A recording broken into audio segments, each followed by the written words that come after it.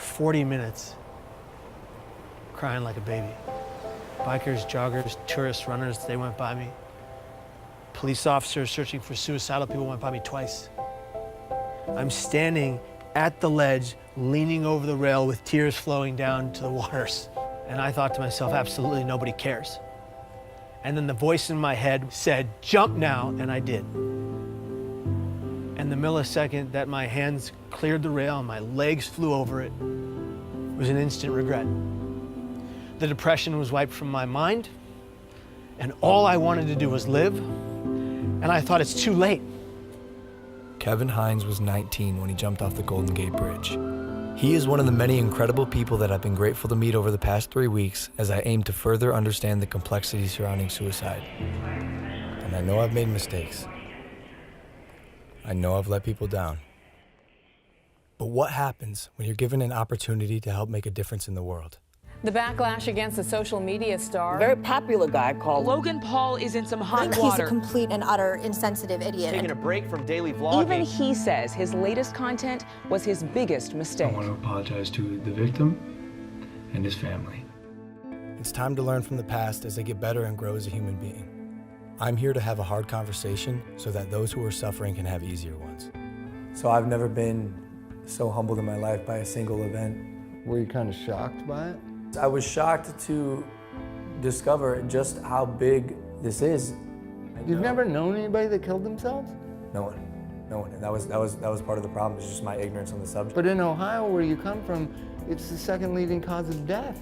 And I know while I'm not able to solve the problem by myself, I want to be a part of the solution. And that solution began across the country in New York City.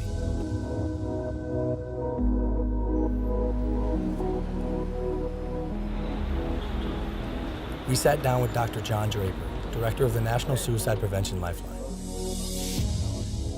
We have to change the conversation publicly from just focusing on suicide and how something bad is happening and say, well, what do we do about it? Help people understand that the first thing they need to do is reach out and talk to somebody when they're feeling in despair. Because you're not alone with it anymore. They've done studies with people who are experiencing any kind of pain, including hanging off a cliff. You can hold on a lot longer if somebody is right there with you. I think as a society, as human beings, we just have to be more compassionate. And that includes me too. That's something I'm learning along this journey. And something else that Dr. Draper told me were the 5 steps that anyone can take to help prevent suicide. Step 1 is simply just ask. Ask yourself, ask others, are you thinking about suicide? And I know that sounds like a daunting question, but literally that question can save lives. And step 2, accordingly, would be just to listen. Be present. Don't make any judgments. And then step 3 would be there for them, even after you've already asked, because dependability is key. Step 4 is then help them connect, whether it's with a friend, a family member, a local suicide hotline, therapist, but help them reach out to someone so they don't have to deal with this alone. Lastly, step 5 is just check in on them, show them that you care. Call them up, say, hey, I want to make sure you're okay. Can I check in with you over the next few days? So one of the things that is so important about reducing stigma is getting stories out there about people positively coping with suicide. Do you guys know anyone I could talk to with the lived experience of suicide? Absolutely. We have quite a number of people that we could refer over to. Yeah. That'd be great. Yeah. And that's how we got introduced to Kevin Hines. 17 years ago, Kevin jumped off of the Golden Gate Bridge and survived. These are individuals whose stories, when people hear them, they say, you know, maybe I can get through. As opposed to hearing stories when people haven't. And those are, unfortunately, those are the stories that we've heard before. Now we're hearing more and more stories of people being more open about it. And as I was saying before, Logan, for every 1 person that dies by suicide, there's 287 other people that think seriously about it but don't. Those are stories, again, that have not been told. If we told those stories of people who got through it as opposed to one who didn't, imagine what kind of influence that would have on people's behavior. When I found out that 1 in 6 high school kids seriously think about suicide, that's stunning. Yeah. This is such a common problem. Logan, all I wanted was for one person to look me in my eyes and say, hey kid, are you okay? I am so grateful to be alive. And I'm grateful today for every millisecond I get to breathe. Because it was almost all ripped from me by me. What's one thing you would have said to your younger self to the Kevin who was 19, sitting on the bus, if you were next to you, and instead of the guy who pointed and laughed, what would you say? I would just put my hand on the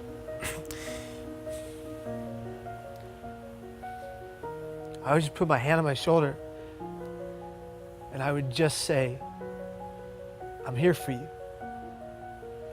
I got you. We need to be a society that comes together for every person in the community that's going through hell. And in order to do that, every person that's going through hell, whatever hell, has to be honest about their pain. And if they're going to be honest about their pain, we are going to collectively answer the call and be there for that individual. Because if you don't see beauty in the next person you meet, you're not looking hard enough. You're incredible, dude. This is an honor for me. It's an honor for me too, brother.